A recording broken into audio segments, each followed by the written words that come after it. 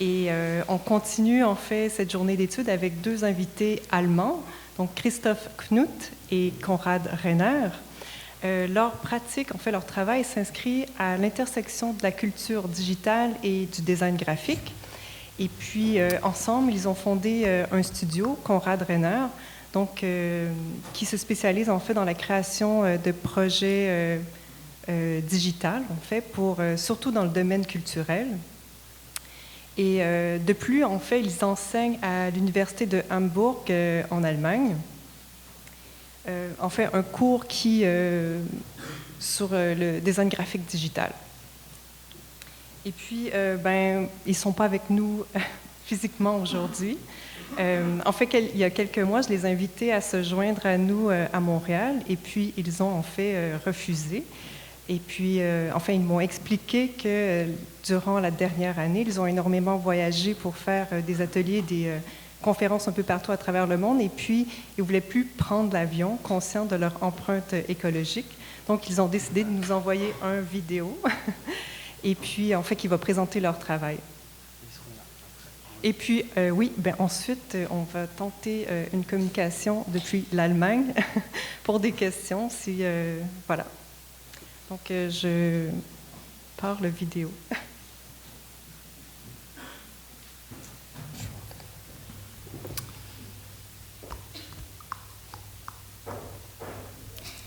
Yeah.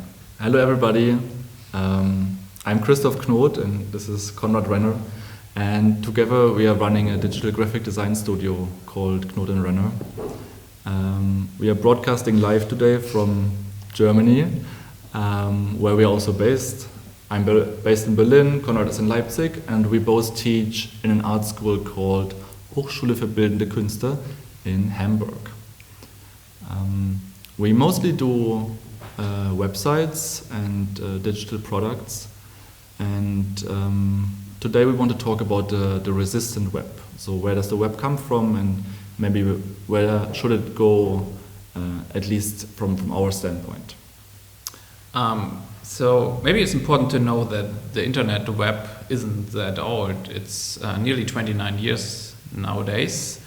And the first website published by this guy, Tim Berners-Lee, published from the CERN in Geneva in Switzerland 29 years ago, is still online. So you still can have access to it through the CERN website. And it looks like this, very, very kind of basic, very reduced in a way. But for us, it's super interesting to read through these things. And there's one sentence that's super interesting. It says, hypertext and hypermedia are concepts and not products. So this was his wish 29 years ago. And when we compare this idea of the early web with how it looks nowadays, we have to say that his wish didn't come true. And one reason that we see is, of course, this idea that people wanted to get information faster and everything got more streamlined, and people wanted to have their own websites but didn't want to program. So if you wanted to use a CMS like WordPress, you would maybe buy a theme, maybe only for $2. And there's kind of an industry, of course, around designing for the web and making the kind of web and things possible. But somehow everything looks the same. There's always the same strategies, there's always the same kind of ideas how to make websites. And of course this helps for a lot of beginners that your website looks professional, but it really takes out of the soul out of the internet. If we look back to the kind of early days, to the, let's say, 90s and until the 2000s, there was an interesting hoster called GeoCities, and there's this very nice project here where people took those archived websites and screenshotted them. And already when we scroll through, you can see there's all those hobbyists, there's those people that didn't learn how to design, but they made great websites. you kind of can see the dedication that they had. And they had to kind of invent how to design for the web. There's nothing that they could, look back to and copy. And we really like this approach, and we like this kind of idea of naivety and of maybe sometimes even kind of a brutal idea but then gives you a just interesting and maybe magical impression of a visit of a website. So maybe let's speak about one of our oldest projects. It's called Move On. It's an art festival in Halle in Germany. In 2000, it was in 2015, and they invited many artists from all over the world to come to Halle and to bring what they did somewhere in India or in Australia or somewhere. So the website has all the information that you need. It displays all these artworks. You have the schedule and many informations how to get there and things like that. But maybe as you already recognized, every time when you click, you leave a globe. And you have to click on websites normally. So there will be many globes. And it can be super playful to draw all these globes, and you can make your own globe drawing. And people really enjoyed it, using this kind of interface and to draw their own landscape of globes. But we also thought this is so nice to have all those globes. Why are we not just saving them in a cookie? And the next time you come back, you reload the page, you will still have all your globes. Of course, it makes reading a bit hard, and we also got some complaints. But we think those kind of ideas and those kind of hidden things make those experiences also so interesting. And trying to find a way to read the content, even though you clicked so much, can also be a kind of nice challenge. So when you hover over the home menu, there's also a little button down here where you can remove everything. For another client, it's called Schauspiel Stuttgart. It's a big theater in the south of Germany. We got approached by the director of this theater that we can do a website for them together with Spector Bureau. And the director, he always told us that he wants to think about the human gesture. What is the early human gesture that people made? And then how can we represent that in the plays that he's doing, but also how can we represent it in the website. So what we did is that when you hover with the mouse in the beginning of the website, also here you leave a trace. And you kind of leave a gesture, and this is kind of this kind of new human gesture that you leave with your mouse. But of course, at the same time, it's also a very functional website, and it's the first time where we played with this idea that everything is scalable. So it's not this idea that you make a design for an iPad and one for a big screen and a small screen. What we do a lot of times is that we scale everything to the max, and you get this kind of nice, it kind of takes you in, it kind of overwhelms you a little bit, but it's something we like a lot. So even here you leave a kind of footprint in terms of your drawing, and even the next project is about footprints, about digital footprints. It's an exhibition project called Transparencies from the Bielefelder and the Nürnberger Kunstverein, even here in Germany. And the topic of transparencies reflects what does transparency mean nowadays when we are all connected with all these little devices in our pockets, and is everything transparent or is it not, and who is in charge of this? So even this website has all these informations, like the list of artists and lots of informations and lots of nice readings. But maybe as you recognize, and we have to do a little reload to show you. We have to do the reload because it's already gone. Yeah. What we do here on this website is that we also collect information. So we this time we don't save a cookie, we use something else, it's called fingerprinting, and it's used by all the advertising networks and by Google and all big sites. So we save how big is your screen, what kind of browser are you using, what kind of plugins have you installed, and from all those informations we create a fingerprint that is much more accurate than any cookie. And it's also interesting because we can track you over many websites. Normally cookies are only limited to one domain. And we use it to tell you how many times you visited. We also get the country you're coming from. We try to get your IP address. This is somehow broken at the moment. And those kind of informations we play back to you.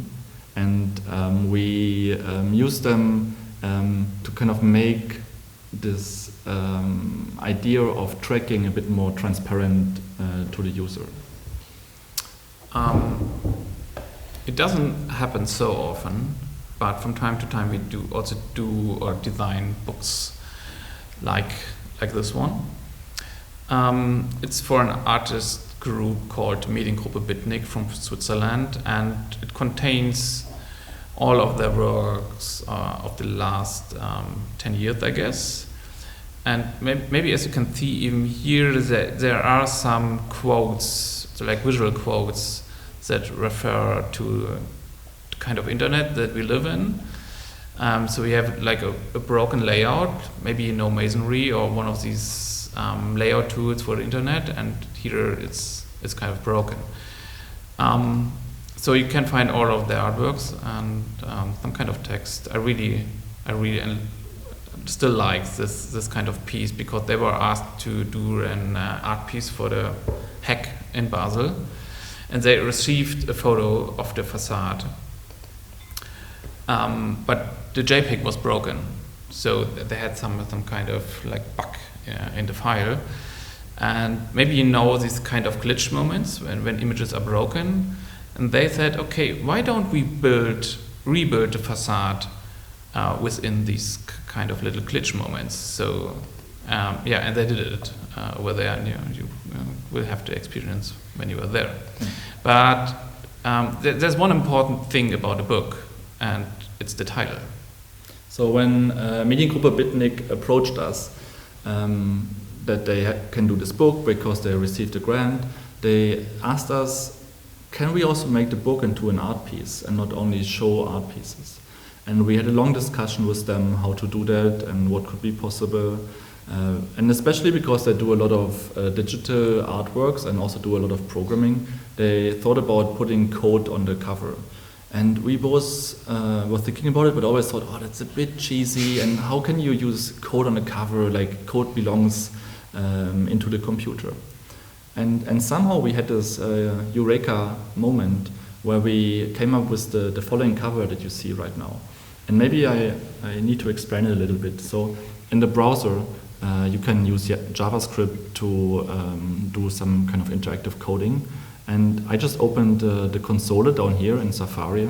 And when I write alert, and I put 2 brackets and those 2 little things, and I write hello, and a little smiley, and I press enter, then you will get this alert here on the page, and it kind of goes above the whole website, and you have to close it. So it's something that gets into your way.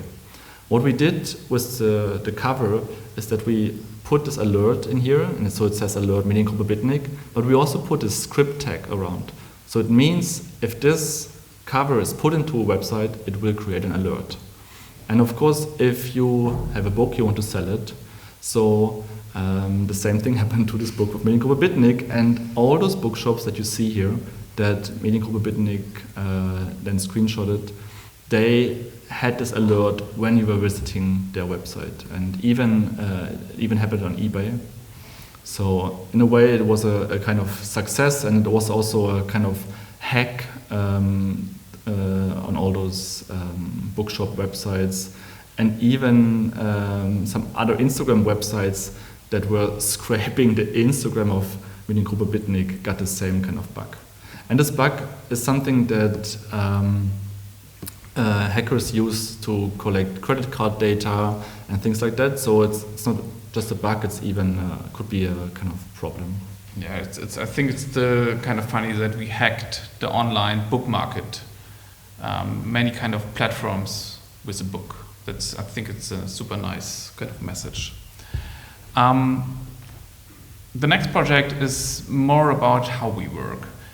And normally when we start with a new project, we do some kind of rough sketches in InDesign or Illustrator or any kind of graphic tool.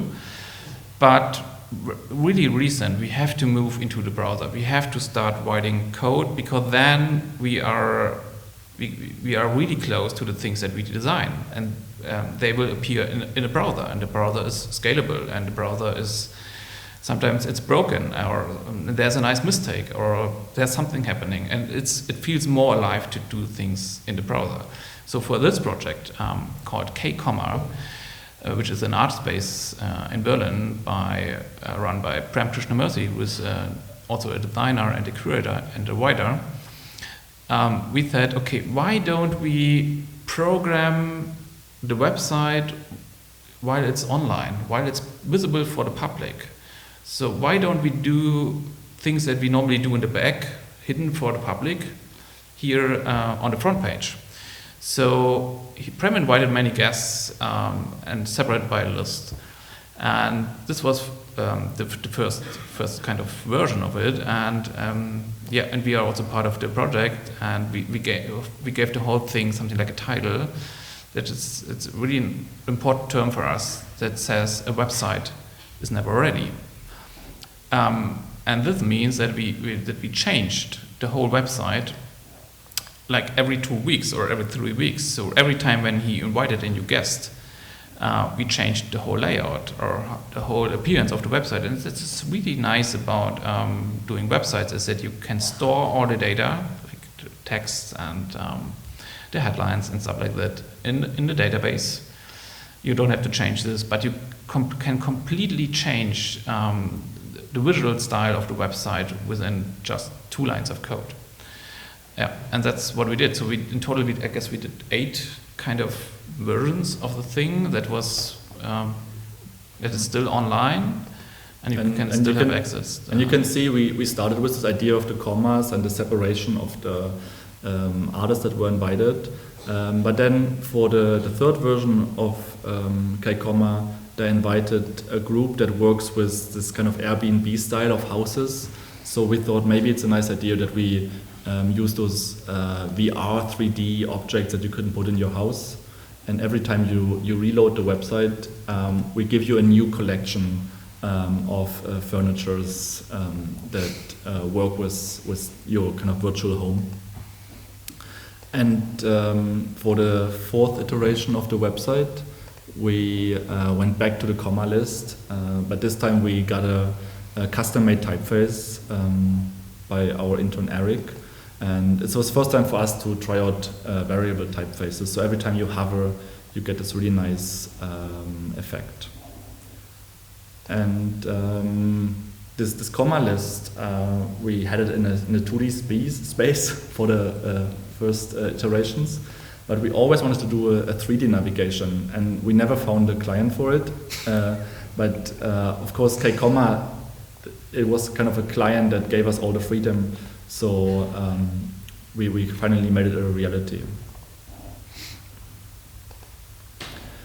So as Konrad said, that we designed the website always in correspondence to the person that was visiting. There was 2 years ago Karl Martins visiting K-Comma, and Karl Martins is very well known for overprinting his artworks, but also using this style in his books. So we tried to think about this idea of overprinting online. So we used CSS styles to achieve a kind of similar but digital effect. And here you see the last iteration of K-Comma that we did. And it was a collaborative version of K-Comma, because every visitor that would come on the website would draw with his mouse or her mouse, and it would be played back to all the visitors. So you could kind of draw together a collaborative image. Of course, today it's just us visiting. Yeah, coming back to one of our recent projects that we did last year is again the art festival. Last year they worked under the headline Model and Ruin.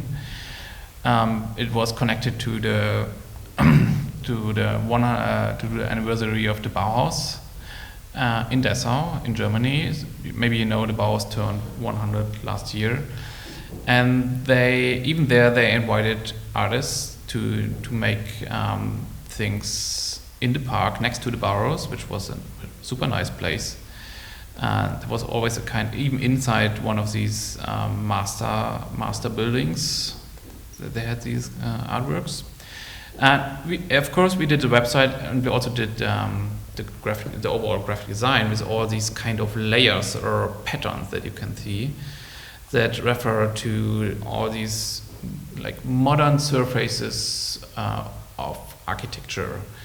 But at the same time, they also refer to this kind of early web that we showed at the beginning, where a lot of times you would take an image that's repeatable and use it as backgrounds. So also here you can see that a lot of those concrete structures, they are repeated and they give a kind of same feeling. And there's another little thing that you can see if you scroll down. One of the curators, when he was talking about the history of the Bauhaus and the history of architecture and models and ruins, always talked about ivy, and that is this kind of sign of decay and the sign of something new. And we thought it's just very nice that you can be the person who will grow the ivy on top of our website. Yep. And yeah, maybe the most recent project and the last one that we would like to show you now is Sternberg Press that we released 2 months ago, I guess. Yeah, it's kind of very recent. We worked on it for almost over 1 year. Sternberg Press is a publishing house that's based in Berlin, and they're doing a lot of art books and theory books in the cultural field. When you come on the website, we have this kind of nice view that's curated by Sternberg, so they can make up a collection that has to do something, where the books have to do something with each other, and they kind of fly in together. And you can also take them and look at them and play around with them. And when you close this first overlay, maybe you have the feeling, okay, it's a kind of traditional web shop, but we also try to include some kind of nice ideas into it. And the first idea that you might see, it's kind of colorful, and that comes from the kind of old website that they had, because it was not colorful at all. It was a black website, and it stayed for a long time. So we thought we maybe have to find a way to go against this idea. And what we do is that we programmed a little algorithm that goes through all the covers of the books and then through all the pixels and picks the most prominent color and then flips it over. So red becomes blue, this yellow becomes this kind of bluish thing.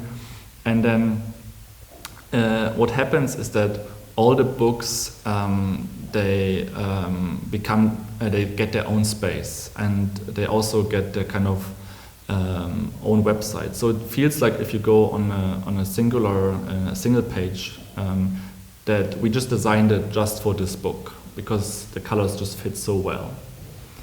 Another small thing you maybe saw already, that when you go in the overview of all the books and you scroll, is that the books slide in as a kind of a big book.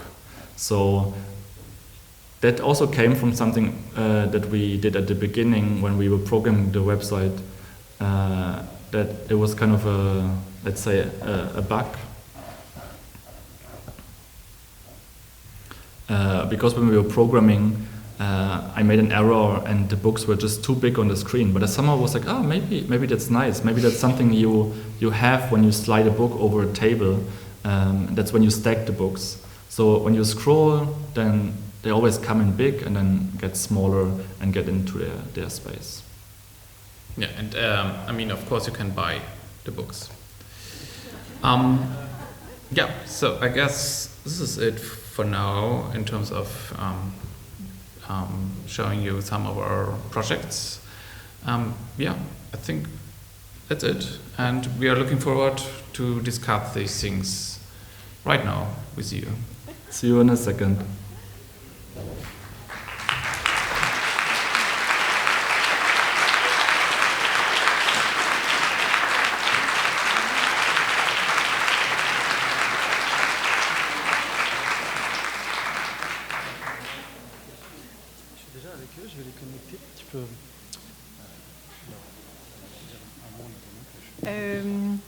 Alors, si vous avez des questions, en fait, ça serait intéressant. Oh.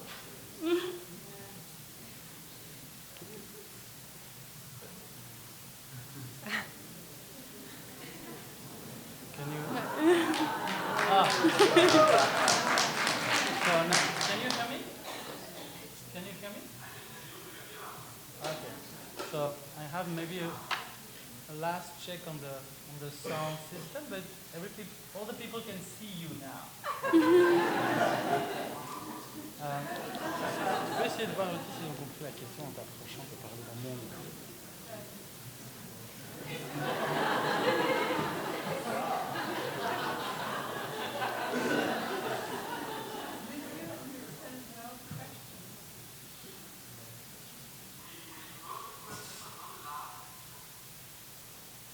If there's a barrier between being accessibility of a website and artistic-wise of a website, if you guys have any barriers, or who is your audience?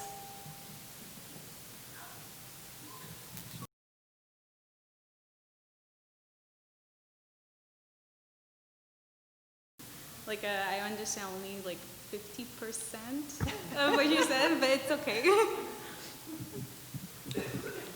Can you just say a word to see if it's different now? One word. Oh, very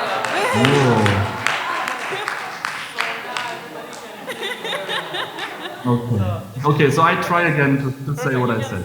You can speak now freely and easily. Mes excuses, I'm It's sorry. wonderful. Mais ne pas prendre l'avion, ça a des conséquences. So what I tried to say before, and I hope now you can hear us, is that normally our clients, the institutions they're running, the books that are making, they also expect much more from the audience than just to consume content. It's always about, let's say an experience or something you need to understand, and that you need to work with the content and the ideas.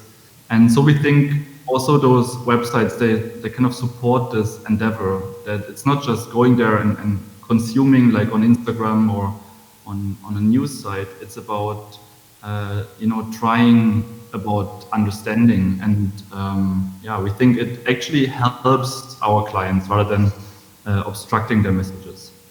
Yeah, and when you compare this with designing a book, for example, even there you need sometimes a break, like a series of pictures where the text is interrupted or something is changing to get your attention again. And I think we miss these kind of moments in the online world. So we think it's super important that you know what you do, that you are on a website, and that you are browsing, and that you do something. Okay, thank you. Est-ce que quelqu'un veut se risquer à poser une question supplémentaire? Oui. Good afternoon. I'm Nicole Millette, teaching here at in environmental design. I did study in England. It helped me a bit to speak English. So the Sternberg Press website you've designed, I understand it's very interactive. I like the fact that it's very colorful. I just wondered, how did the Sternberg Press clients or users, did it change something for that company? Louise, can you repeat the last sentence? I wondered how your design changed things, changed the way the users of the Sternberg Press website usually do it, because you've improved that website. So beforehand, the website, it was just showing books, and the shop functionality was very limited. It just had a kind of PayPal link that would send you to the book. So it's really hard to compare what happened before and what's happening now.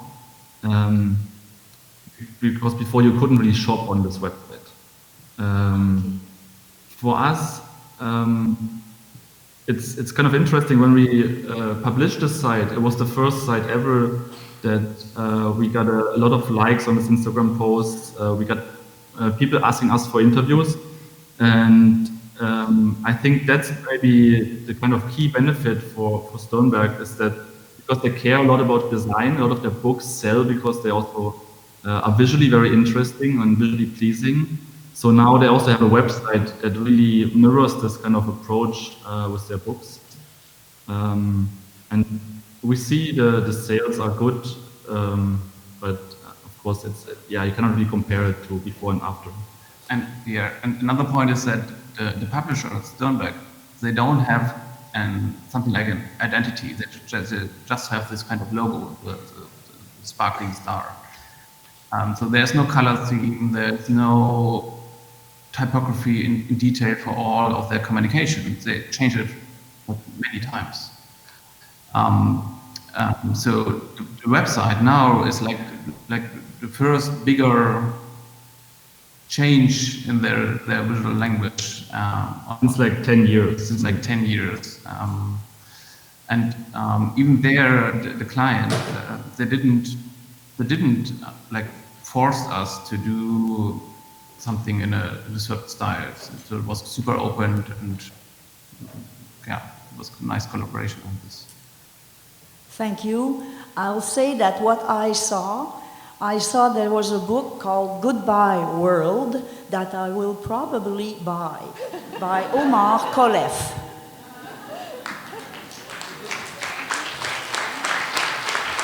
Louise, could you repeat the sentence? Because I didn't really hear it.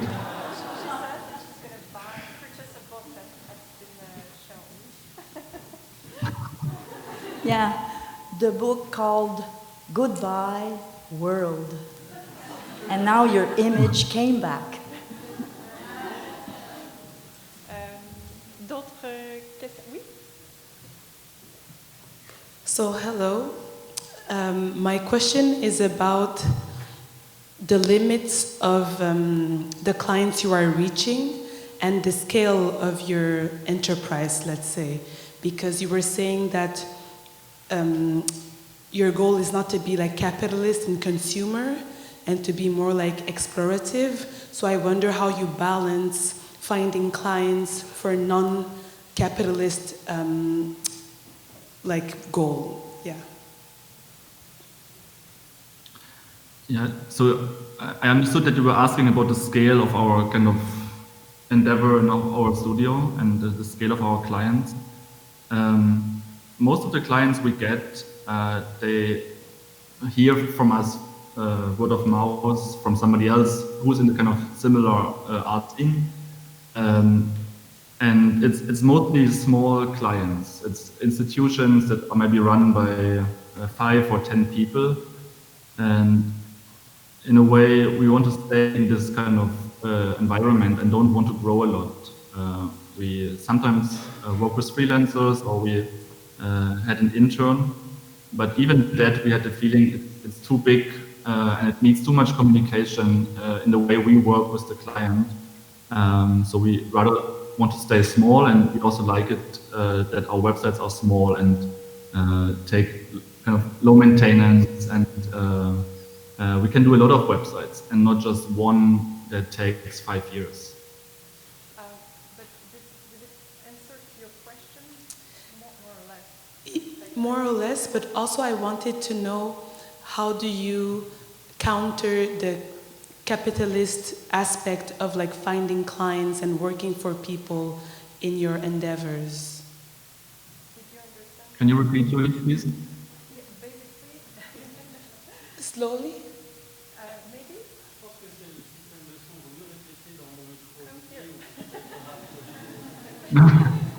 That's a good idea.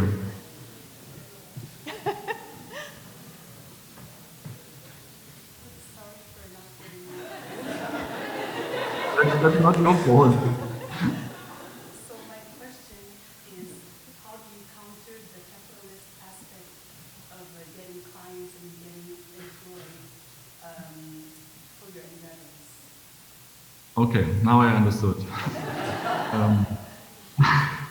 I mean, okay, there's one thing where we are really lucky. We, since 6 years now, we always had a teaching position at an art university, different ones in Germany.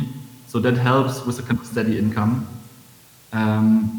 Also, we got much better in understanding what the client wants after time. So at the beginning of when we worked, we would always say, no problem, this feature, we will put it in. This website, it will be done tomorrow. And now we are just much better in kind of understanding how much time a new website needs. And we also are much better into telling the client, you don't need this feature. We make you a small website. We try to make it easier. So that helps. One other thing is that in Germany, most art institutions, they are funded quite well. So there's always enough budget for a nice website. So we're kind of lucky in this kind of graphic design bubble we are in, that websites is still a thing, and websites are kind of well paid and most of the time much better than books or poster designs. Okay, thank you very much. Thank you.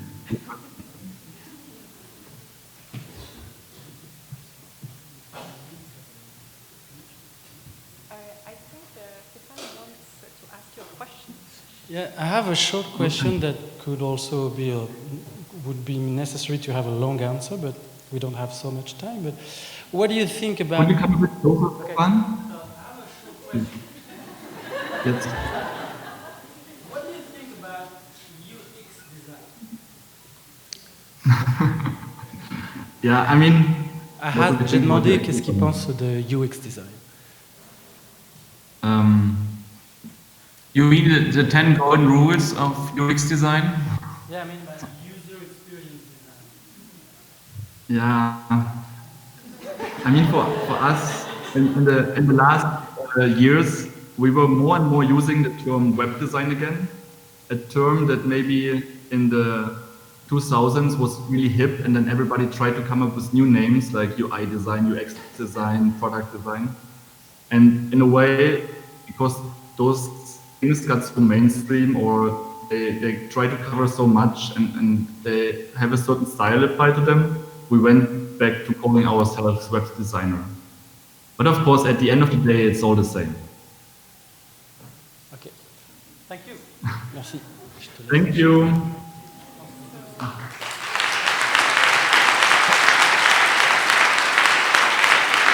Thank you so much for inviting us. It was a pleasure, and also a first timer for us, so it's kind of nice and feels also nice. Thank you, Louise. Bye bye.